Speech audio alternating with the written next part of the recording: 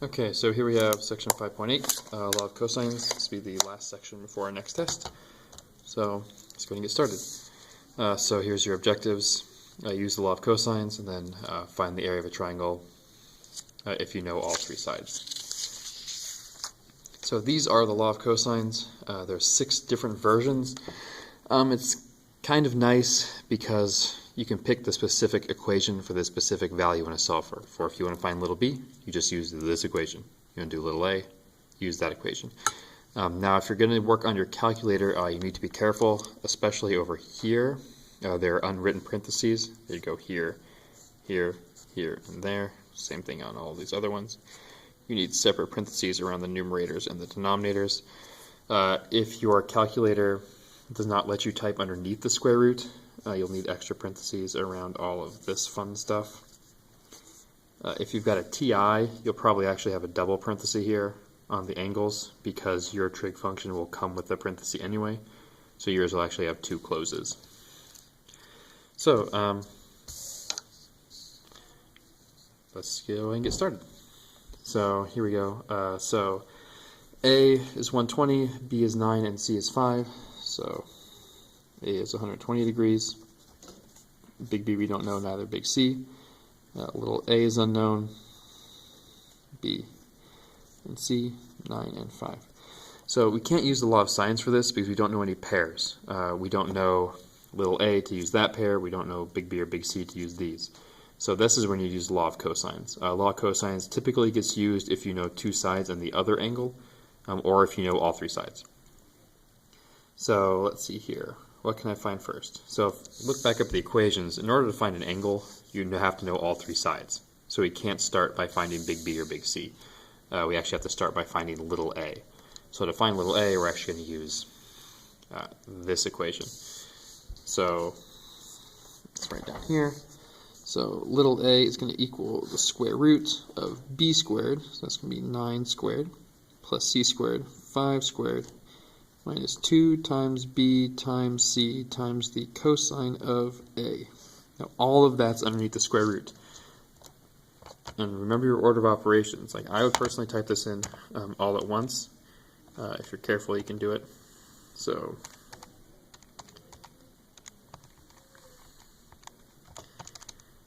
on a Casio, that's what it looks like. If you notice, there's a parenthesis to start and close the root. And if I do that, I get 12.3. So there's big or little a. So to find one of the angles, I can use either one of these two. I'm going to find big B first. So big B is the inverse cosine of a squared, so that's 12.3 squared plus c squared, that's 5 squared, minus b squared over 2 times a times c.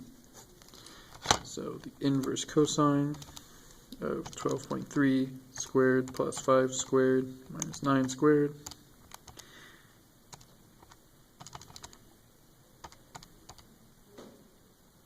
So this would be what it would look like on the calculator. If you notice, I've got a double parenthesis here.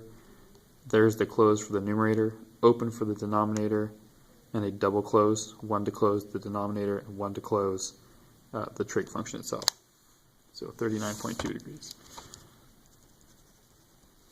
So that's big B. So now I know 2 angles. So I can just use the 180 trick to get the last one. So 120 angle A plus angle B plus angle C has to be 180. So 180 minus 120 minus 39.2, 20.8. So there's using the law of cosines. Now, there is another way to think about this. Once you have little a, you actually now know a pair of values, both a's, and then you can actually switch and use the law of sines to get your angles, which is what I typed in my calculator. So there's sine of a divided by little a times little b, and then take the inverse sine, you get 39.3, which is almost exactly what I got by doing the law of cosines, just differ of rounding. Personally, I like law of cosines better because it's just plug everything in and go. There's nothing no simplifying to do. Okay, so here's another problem. In this case, you're given all three angles, or sorry, all three sides.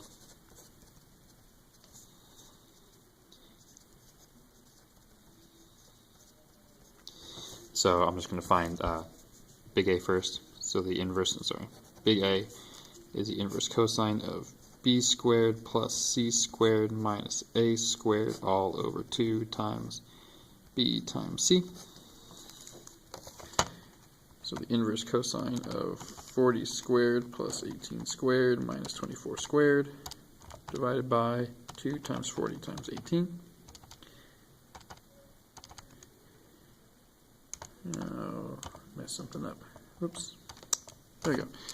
So I get 20.6. So now I could actually switch to signs if I wanted to. Or I could just keep doing law of cosines.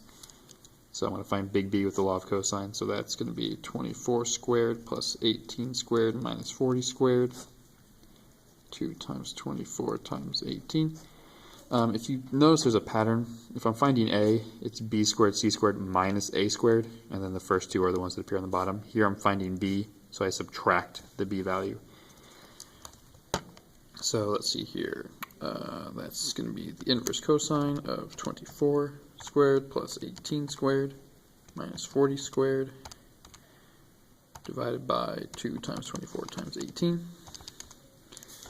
144.1. And then I can do the 180 trick, so angle A plus angle B plus C has to be 180. So C is going to be 180 minus 144.1 minus 20.6, 15.3 degrees. So there's the triangle solved. So law of cosine is much quicker. This is the equation you can use to find the area. They use K because A is already an angle. If you know all three sides, this value for S, you actually have to calculate first. It's 1/2 the sum of the sides. So here we go. So find the area. That should be area of the triangle. If A is 72, B is 83, and C is 95. So the first thing you have to figure out is the value of S. S is 1/2 A plus B plus C. So it's 1/2 72 plus 83 plus 95. So 72 plus 83 plus 95 divided by 2. So S is 125. So the area is going to equal S, so 125.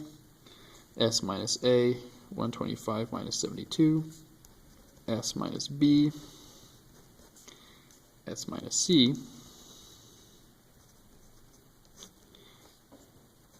And then, well, let's figure out the inside. There is 125 times 125 minus 72 times 125 minus 83 times 125 minus 95. So K is the square root of 8347500.